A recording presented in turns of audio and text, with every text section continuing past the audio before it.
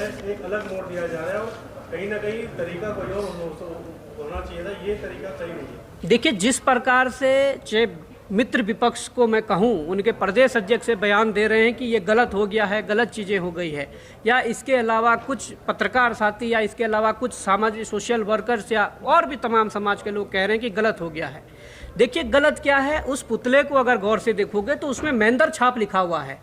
जब मुर्गा छाप चल सकता है, जब भगवानों के नाम पर तुम छाप चलवा सकते हो, जब तमाम प्रकार की चीज़ें कर सकते हो, तो हमने तो ये नहीं बोला कि ये कुछ ऐसा है। उसमें महेंद्र छाप लिखा हुआ है। महेंद्र छाप का मतलब है कि एक पटाखा बनाया गया है और विरोध स्वरूप उसको कोई बम से नहीं उड़ाया गया है।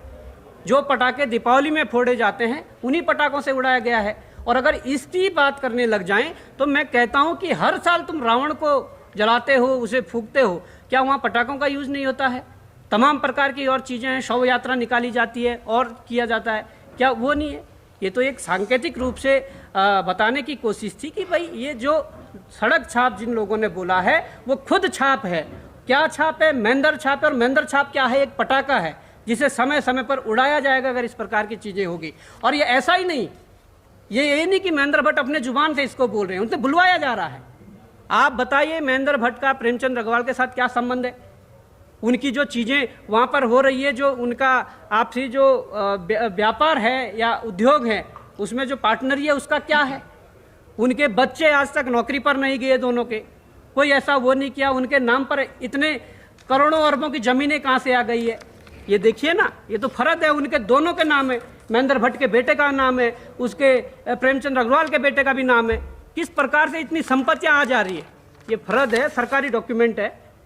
कोई समस्या है किसी को तो महेंद्र भट्ट ये बता के दें कि जो प्रेमचंद अग्रवाल के साथ जो उनका व्यापारिक उद्योग जो धंधा चल रहा है उस पर क्या है? आपसे तो बुलवाया जा रहा है, आप बोल नहीं रहे हैं।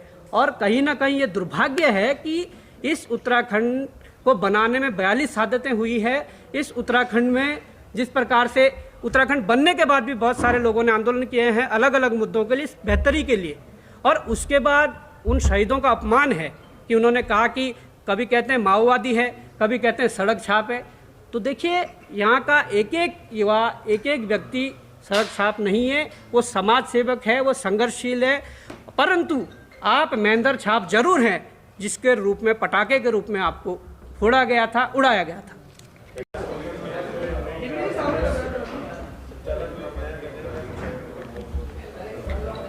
देखिए, जो आज प्रेस वार्ता का जो उद्देश्य था, इसमें लंबे समय से प्रदेश की जनता चाह रही थी, या प्रदेश के वो लोग जो प्रदेश के लिए चिंतित है वो लोग चाह रहे थे कि अलग अलग मुद्दों पर, अलग अलग मोर्चों पर संघर्ष कर रहे जो लोग हैं वो एक हो जाए और वो एकता की मिसाल दें, जिससे कि इस प्रदेश की जनता को भी विश्वास हो सके कि इस प्रदेश को जो 25 वर्षों से चला जा रहा है, कहीं ना कहीं उसकी सुरक्षा के लिए, उन मुद्दों को उठाने के लिए एक कोई ऐसा विकल्प हो।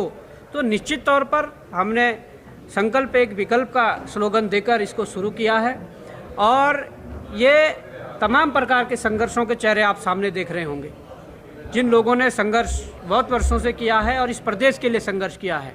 आज मैं कहना चाहूँगा कि आज जिस प्रकार से इस कार्यक्रम को लेकर हमने ये प्रेस वार्ता की, तो संकल्प एक विकल्प को लेकर हम आगे बढ़ेंगे। निश्चित तौर पर जो इस प्रदेश में और भी शक्तियाँ हैं, वो क्षेत्रीय दल हो, वो सामाजिक संगठन हो, तमाम प्रकार के वो लोग हो, उनके आगे भी प्रस्ताव रखे जाएंगे कि इस उत्तराखंड की बेहतरी के लिए अगर मिलकर लड़ना है तभी इस उत्तराखंड को बचाया जा सकता है।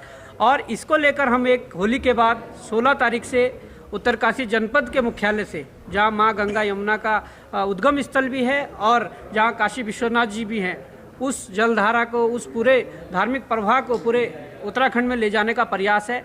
और उत्तराखंड के 11 जनपदों के जिला मुख्यालयों में जिला मुख्यालय चिंतन गोष्ठियों का आयोजन करके वहाँ के लोगों की जन समस्याएँ हो, हमारे मन में जो चिंताएं हो, उनको वहाँ पर रखकर उन लोगों से भी सुझाव लेंगे कि कैसे इस उत्तराखंड की बेहतरी के लिए लड़ा जा सकता है।